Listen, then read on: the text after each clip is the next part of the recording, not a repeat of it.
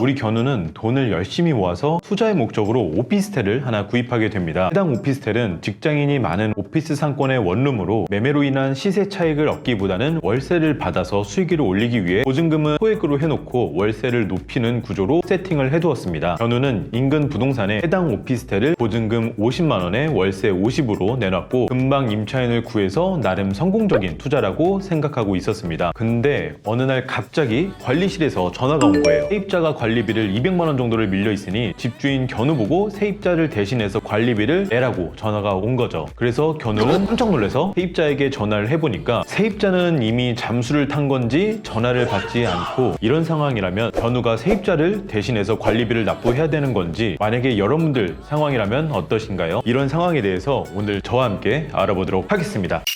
네, 안녕하세요 여러분들. 여러분들의 슬기로운 주거생활을 책임지고 있는 신사 킹공입니다. 오늘은 세입자가 관리비를 내지 않으면 집주인이 세입자를 대신해서 체납된 관리비를 납부해야 되는지에 대해서 알아보려고 합니다. 제가 도입부에 이야기한 사례에서 견우와 관리실 모두 각자의 입장이 있을 수 있습니다. 먼저 견우의 입장에서 생각을 해보면, 아니 관리비가 200만원까지 밀렸는데 관리실에서 업무를 제대로 수행하지 않아서 그런 것이다 라고 이야기를 할 수 있으며, 집합건축물 소유 및 관리에 관한 법률 제25조 관리인의 권한과 의무 1항의 2호를 보면, 관리인은 공용부분의 관리비용 등 관리단의 사무 집행을 위한 비용과 분담금을 각 구분 소유자에게 청구, 수령하는 행위 및 그 금원을 관리하는 행위를 할 권한과 의무를 가진다고 되어 있기 때문입니다. 그러니 견우의 입장에서는 관리인이 의무를 다하지 않아 이렇게 관리비가 밀리고, 이 밀린 관리비를 내가 내야 되는 이런 일이 생긴 거라고 이야기할 수 있을 것이며, 관리인 입장에서는 또 이렇게 이야기할 수 있어요. 이런 일이 생길 걸 예상해서 우리 보증금을 받아두는 것이 아니냐라고 이야기할 수 있으며, 또는 집합건축물의 관리규약이 있는데 관리규약을 한번 봐라, 관리규약에 세입자가 관리비를 내지 않으면 집주인이 부담하게끔 되어 있다, 이렇게 이야기를 하는 것이죠. 근데 우리 견우 같은 경우에는 보증금도 적게 받는 상황이고 해당 오피스텔에 관리규약이 있는지도 몰랐습니다. 대부분의 이런 투자를 하시는 분들이 오피스텔이나 아파트 이런 관리규약을 정확하게 읽고 투자하시는 분들이 많이 없기 때문에 우리 견우 같은 상황이 있을 수 있는 것이죠. 여기서 집합건축물 소유 및 관리에 관한 법률 제25조 1항의 2호를 따라서 의무를 소홀히 했기 때문에 관리인이 물어야 한다는 견우의 의견과, 아니다, 견우가 관리규약은 못 봤어도 관리인의 말처럼 관리규약대로 집주인인 견우가 세입자를 대신해서 체납된 관리비를 부담해야 된다는 관리인의 의견 중에 여러분들은 누구의 의견이 맞는 것 같으세요? 저희 딱 3초만 같이 생각해보고 정답을 이야기해 보도록 하겠습니다.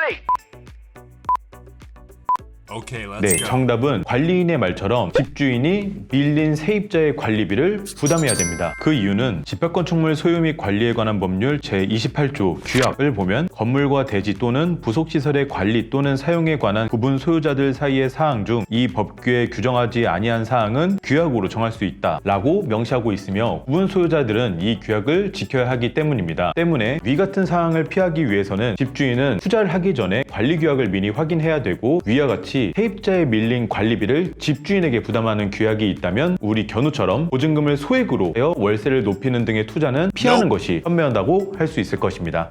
그렇다면 집주인 견우가 세입자에 밀린 관리비를 부담해야 되는 것은 알겠는데, 우리 견우가 부담해야 되는 관리비의 범위는 어디까지일까요? 1번 공용 부분에 관한 관리비, 2번 전용 부분에 관한 관리비, 3번 공용, 전용 모두. 정답을 알려드리기 전에 판례를 하나 읽어보도록 하겠습니다. 판례입니다. 공동주택의 입주자들이 공동주택의 관리, 사용 등의 사항에 관하여 관리규약을 정한 내용은 그것이 승계 이전에 제정된 것.